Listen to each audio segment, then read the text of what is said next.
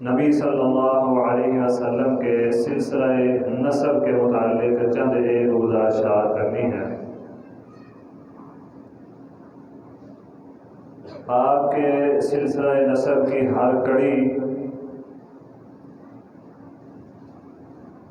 طہارت، نجابت اور شرافت و دینداری کے ساتھ معروف تھی۔ آپ کی تمام امہات یعنی آپ کی والدہ ماجدہ، آپ کی تمام نانیاں اور تمام دادیاں انتہائی پاک باز اور شریف خواتین تھیں۔ نبی صلی اللہ علیہ وسلم نے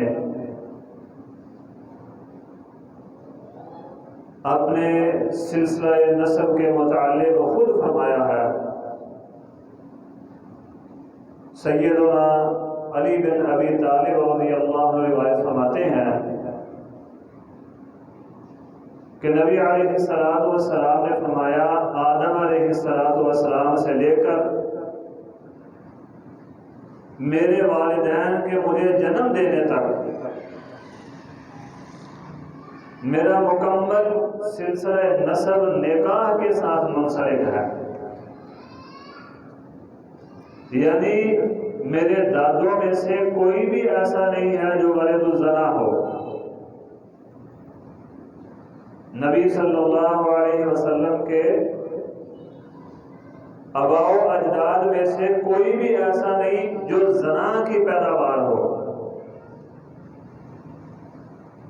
اور نہ ہی آپ کی امہات میں سے کوئی ایسی والدہ ہے جو زانیہ ہو۔ نبی علیہ السلام فرمایا کرتے تھے کہ آدم علیہ السلام سے لے کر میرے والدین کے مجھے جنم دینے تک میرے سلسلہ نسب کی ہر کڑی نکاح کے ساتھ منسلک ہے، ہر ایک نکاح کے ساتھ ہی پیدا ہوا ہے۔ اللہ اکبر کبیرہ۔ فرمایا زمانہ جاہلیت کے جو عیوب تھے میرے سلسلہ نسب کی ہر کڑی اور عیوب سے اللہ تعالیٰ نے پاک رکھی ہے۔ جیسی عظیم ہستی ہے اللہ تعالیٰ نے سلسلہ نسب بھی ویسا ہی عظیم بنایا ہے۔ جب کیسر روم کو نبی علیہ السلام نے دعوتی خط لکھا تو خط پڑھنے کے بعد ابو سفیان جو بھی مسلمان نہیں ہوئے تھے ان سے نبی علیہ السلام کے نسب کے متعلق سوال کیے، اور بھی بہت سارے سوالات تھے۔ ان میں سے ایک سوال یہ تھا کہ ابو سفیان مجھے یہ بتاؤ، یہ جو نبی ہے محمد نام کا صلی اللہ علیہ وسلم، اس کا سلسلہ نسب کیسا ہے؟ اگرچہ ابو سفیان رضی اللہ عنہ بھی مسلمان نہیں ہوئے، لیکن فرمانے لگے کہ یہ سب سے اعلیٰ نسب والا ہے، محمد صلی اللہ علیہ وسلم سب سے اعلیٰ حسب نسب والا ہے۔ تو کیسے روم نے کہا تھا وَكَذَلِكَ الرُّسُلُ تُبْعَثُ فِي أَحْسَابِ قَوْمِهَا، اگر وہ اعلیٰ حسب نسب والا ہے تو پھر یاد رکھو وَكَذَلِكَ الرُّسُلُ تُبْعَثُ فِي أَحْسَابِ قَوْمِهَا، رسول اسی طرح اپنے قوم کے سب سے اعلیٰ حسب و نسب میں سے ہوتے ہیں۔ اگر وہ اعلیٰ حسب و نسب والا ہے بقول تمہارے تو پھر یاد رکھو وَكَذَلِكَ الرُّسُلُ تُبْعَثُ فِي أَحْسَابِ قَوْمِهَا، جو بھی رسول ہوتا ہے، جتنے بھی انبیاء، جتنے بھی رسول گزرے ہیں، وہ اپنی قوم کے سب سے اعلیٰ حسب و نسب والے تھے۔ کیا معلوم ہوا کہ ابو سفیان کے سامنے کیسے روم جو خود بھی مسلمان نہیں ہے اس بات کا اقرار کر رہا ہے کہ رسول اللہ صلی اللہ علیہ وسلم حقیقتاً اللہ کے نبی ہیں۔ اللہ اکبر کبیرہ۔ یہ ہے آپ کا سلسلہ نسب کہ جس کی پاک بازی، جس کی طہارت، نجابت، شرافت، دیانت، امانت کی گواہی غیر مسلم بھی دے رہا ہے کہ وَكَذَلِكَ الرُّسُلُ تُبْعَثُ فِي أَحْسَابِ قَوْمِهَا، کہ رسول اپنی قوم کا سب سے اعلیٰ حسب و نسب والا ہوتا ہے۔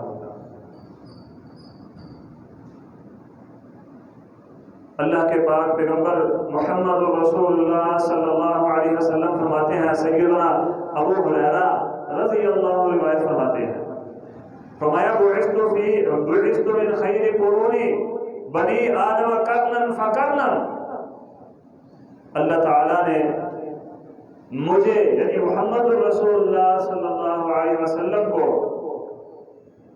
عہد با عہد وقت کے ساتھ ساتھ آدم کے بہترین بیٹوں میں سے پیدا کیا، آدم کی بہترین بیٹوں میں سے پیدا کیا ہے۔ اور سیدنا واصلہ بن اسقع رضی اللہ عنہ روایت فرماتے ہیں، نبی علیہ السلام نے فرمایا، صحیح مسلم کی حدیث ہے، فرمایا اللہ تعالیٰ نے اسماعیل علیہ السلام کی اولاد میں سے کنانا کو منتخب کیا۔ یہ کنانا کون تھے آگے انشاءاللہ ان کا ذکر آئے گا۔ اور کنانا کی اولاد میں سے اللہ تعالیٰ نے قریش کو منتخب کیا،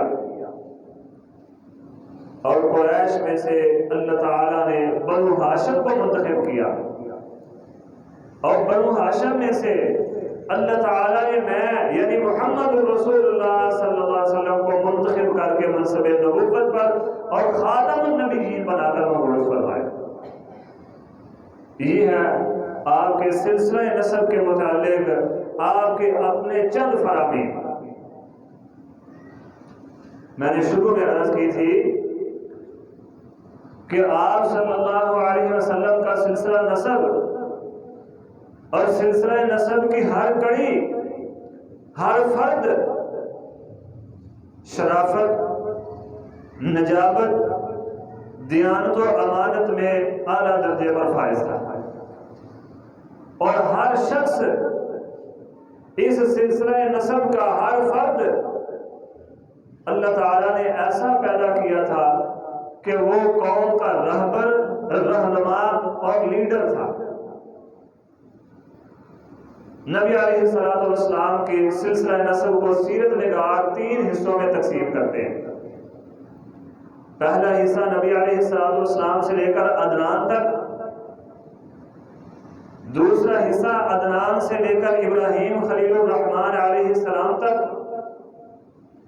اور تیسرا حصہ ابراہیم خلیل الرحمن علیہ السلام سے لے کر اللہ کے نبی ابو البشر سیدنا آدم علیہ السلام تک۔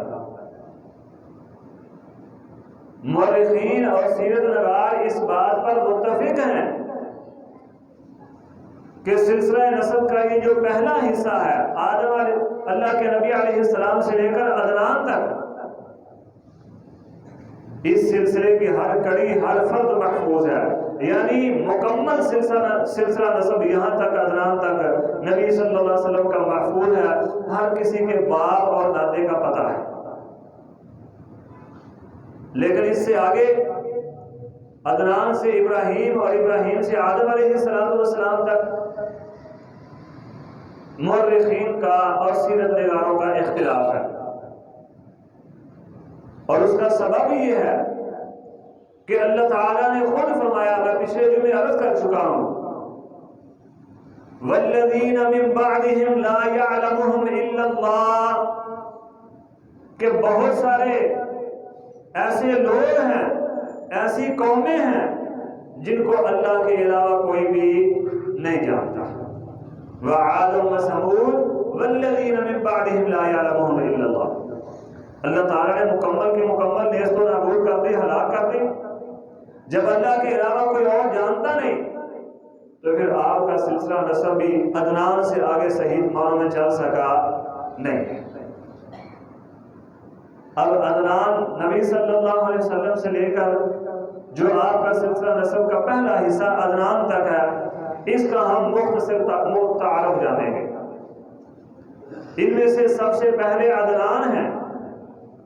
مورخین لکھتے ہیں کہ یہ عدنان وہ پہلا شخص ہے جس نے بیت اللہ پر غلاف چڑھایا تھا۔ نبی صلی اللہ علیہ وسلم کے آباء و اجداد میں سے عدنان وہ پہلا شخص ہے جس نے بیت اللہ پر غلاف چڑھایا تھا۔ یعنی بیت اللہ پر غلاف چڑھانے کا شرف بھی، آغاز بھی نبی صلی اللہ علیہ وسلم کے دادا جان کو ہی حاصل ہے، اور ان کی کونیت مورخین و مدرکہ لکھتے ہیں۔ ابو معاذ ذکر کرتے ہیں عدنان کی کونیت۔ ان کے ویسے تو ہر کسی کے بیٹے متعدد تھے، یعنی عدنان ان کے بیٹے آگے ان کے بھی بیٹے کئی تھے، لیکن میں صرف ان کا ذکر کروں گا جن کا تعلق نبی صلی اللہ علیہ وسلم سے ہے، یعنی جو نبی صلی اللہ علیہ وسلم کے سلسلہ نسب سے ہیں، صرف ان کا مختصر سا تعلق۔ عدنان کے بیٹے کا نام معاذ تھا۔ ان کی کونیت مورخین نے ابو قزاع لکھی ہے، یا مورخین لکھتے ہیں کہ ان کی کونیت ابو نضار تھی۔ عدنان کے بیٹے معاذ، تاریخ طبری میں لکھا ہے کہ جب بخت نصر نے عرب پر دوسری مرتبہ حملہ کیا تو اس حملے سے پہلے یرمیہ یا ارمیہ نبی، یعنی نبی تھے جن کا نام یا یرمیہ تھا یا ارمیہ تھا علیہ السلام، وہ ان کو یعنی معاذ کو لے کر ملک شام یا حران چلے گئے تھے۔ بخت نصر کے دوسرے حملے سے پہلے جب بخت نصر چلا گیا عرب سے، حجاز سے، تو پھر یہ معاذ جو تھے یہ واپس مکے آ گئے، یعنی عرب میں واپس آ گئے۔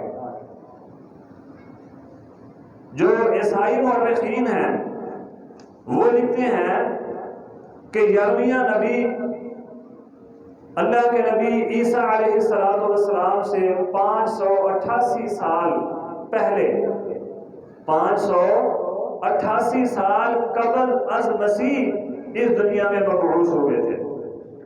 اگر اس حساب سے دیکھیں تو معاذ جو نبی صلی اللہ علیہ وسلم کے دادا پردادا میں سے ہیں، وہ نبی ان کے اور نبی صلی اللہ علیہ وسلم کے درمیان کل فاصلہ 1158 سال بنتا ہے۔ معاذ کے اور نبی صلی اللہ علیہ وسلم کے درمیان کل وقت جو ہے وہ 1158 سال بنتا ہے۔ یہ معاذ عدنان کے بیٹے تھے۔ جب یہ واپس آئے تو واپس آ کر انہوں نے بنو جرہم کو تلاش کیا۔ یہ وہی بنو جرہم ہیں جو اللہ کے نبی اسماعیل علیہ السلام کی والدہ سے اجازت لے کر مکے میں رہائش پذیر ہوئے تھے، اور ان کے سردار کی بیٹی سے اللہ کے نبی اسماعیل علیہ السلام کی دوسری شادی ہوئی تھی۔ ان کا ایک یعنی بنو جرہم کا جب معاذ واپس آئے تو صرف ایک فرد بچا تھا جس کا نام جوشم تھا۔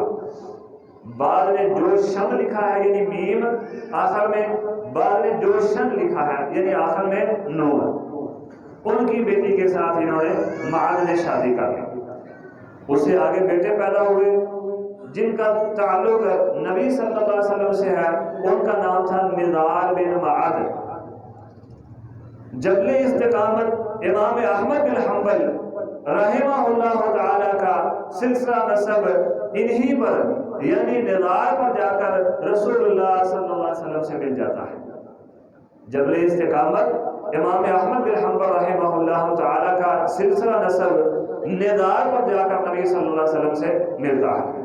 ان کے بیٹے کا نام تھا مضر، ان کا نام اصل میں عمر تھا، اور کنیت ان کی ابو الیاس تھی۔ ان کے متعلق بھی یہ انتہائی خوبصورت اور سفید رنگت والے تھے، جس وجہ سے انہیں مضر کہا جاتا تھا۔ ان کے والد گرامی نے یعنی نظار نے جب اپنی وراثت تقسیم کی تو جتنی بھی سرخ چیزیں تھیں وہ مضر کو دے دی. جتنی بھی سرخ یعنی سرخ اونٹ، سرخ خیمے یا جتنی اور سرخ رنگ کی چیزیں تھیں وہ اپنے اس بیٹے مضر کو دے دی. علامہ برادری رحمہ اللہ تعالی لکھتے ہیں کہ ہدی اونٹوں کے لیے اونٹ کی اللہ تعالیٰ نے یہ طبیعت بنائی ہے کہ جب وہ سریلی آواز سنتا ہے تو تیز دوڑنا شروع کر دیتا ہے اور اس چیز کے اس آواز کے پاس آ جاتا ہے، وہاں پہنچ جاتا ہے اونٹ جہاں سے وہ آواز نکل رہی ہوتی ہے. اللہ تعالیٰ نے مضر کو انتہائی خوبصورت آواز سے نوازا تھا. ایک دن یہ چراگاہ میں اونٹ چرا رہے تھے، اونٹ پر بیٹھے ہوئے تھے تو کسی وجہ سے اونٹ سے گر گئے. گرنے سے ان کا ہاتھ ٹوٹ گیا اور بڑی دکھ بھری آواز میں، سریلی آواز میں انہوں نے بار بار یہ لفظ کہنا شروع کر دیا، یا یدا یا یدا، ہائے میرا ہاتھ، ہائے میرا ہاتھ. جب مضر کی یہ آواز اونٹوں نے سنی تو سارے کے سارے چراگاہ کے اونٹ ان کے پاس جمع ہو گئے. بعد ازاں جب یہ صحت یاب ہوئے تو اونٹوں کو جمع کرنے کے لیے انہوں نے حدیث پڑھنا شروع کر دی. جب اونٹوں کو جمع کرنا ہوتا تھا تو یہ حدیث پڑھنا شروع کر دیتے تھے تو اونٹ ان کے پاس جمع ہو جاتے تھے.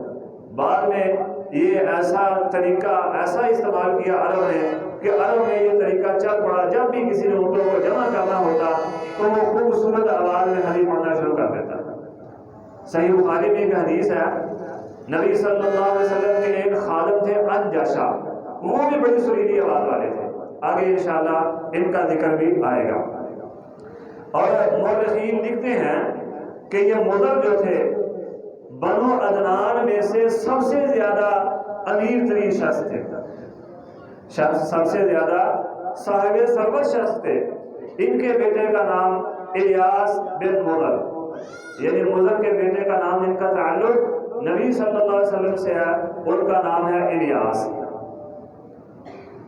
یہ وہ ہیں جو نبی صلی اللہ علیہ وسلم کے دادوں میں سے ہیں. ان کی کنیت تھی ابو عمر، الیاس کی کنیت تھی ابو عمر، اور یہ دین ابراہیمی کے سچے پیروکار تھے، توحید پرست تھے. جو لوگ دین ابراہیمی میں رد و بدل کرتے تھے، بدعات ایجاد کرتے تھے، انہیں یہ منع کیا کرتے تھے.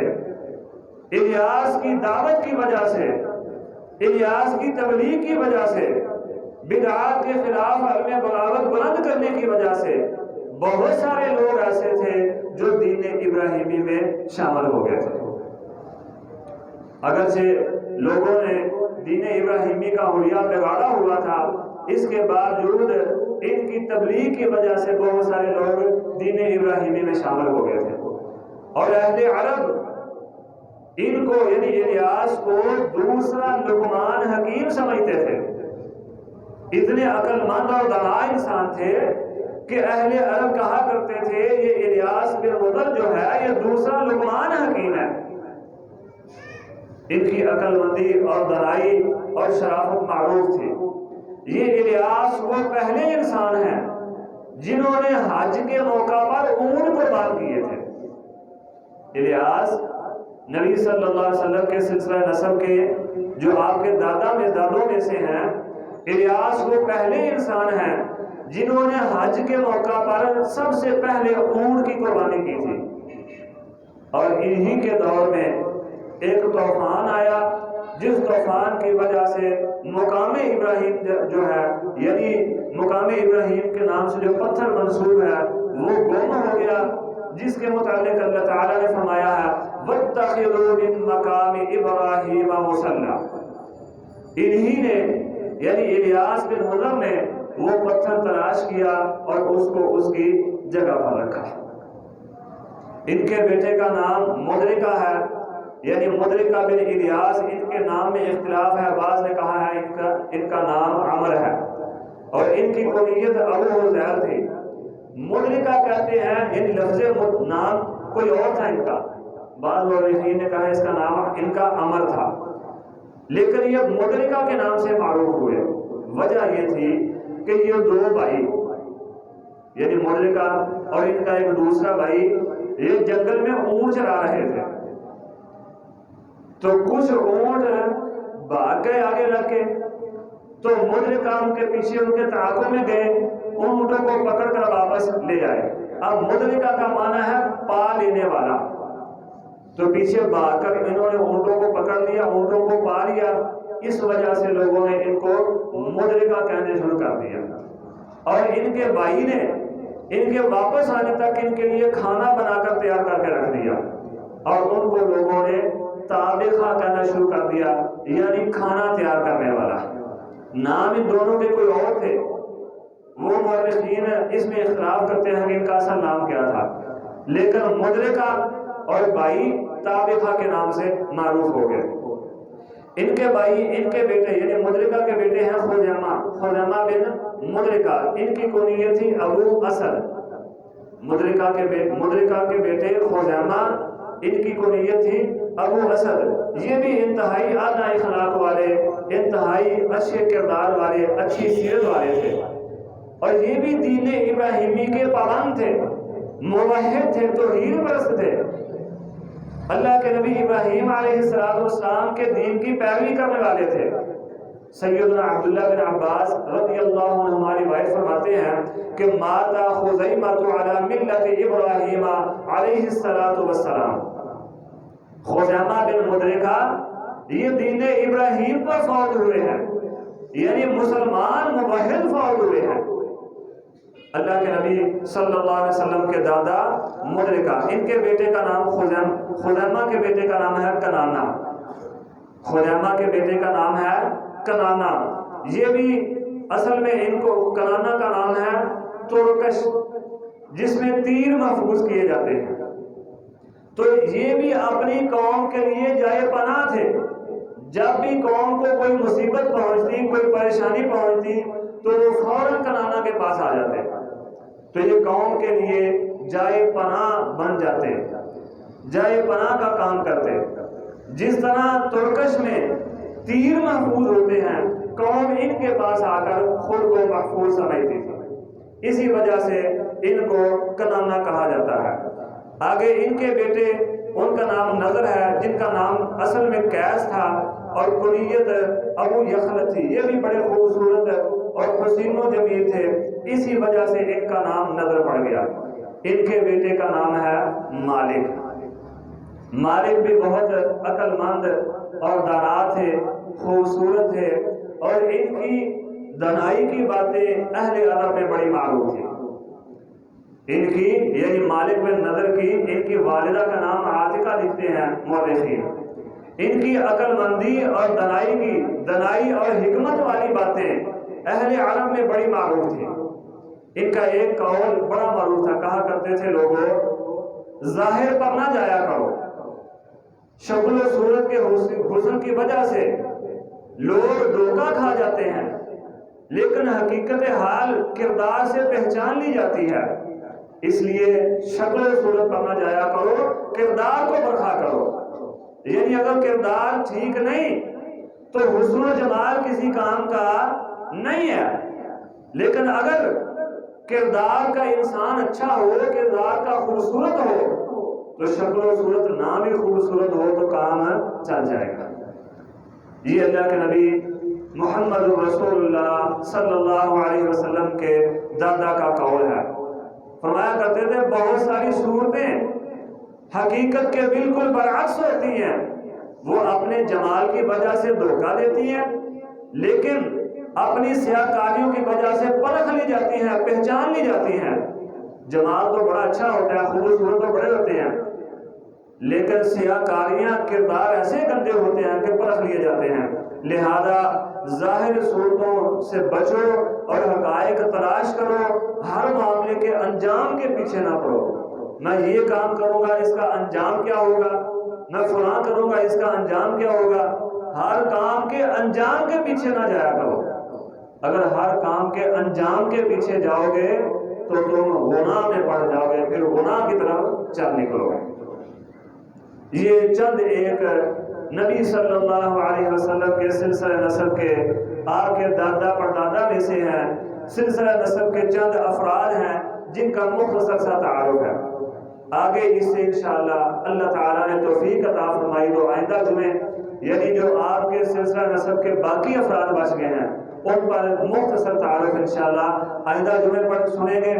اللہ تعالیٰ سے دعا ہے اللہ مجھے اور آپ کو رسول اللہ صلی اللہ علیہ وسلم سے صحیح معنوں میں محبت کرنے کی توفیق عطا فرمائے اور اس محبت کے تقاضے بھی پورے اللہ تعالیٰ کرنے کی توفیق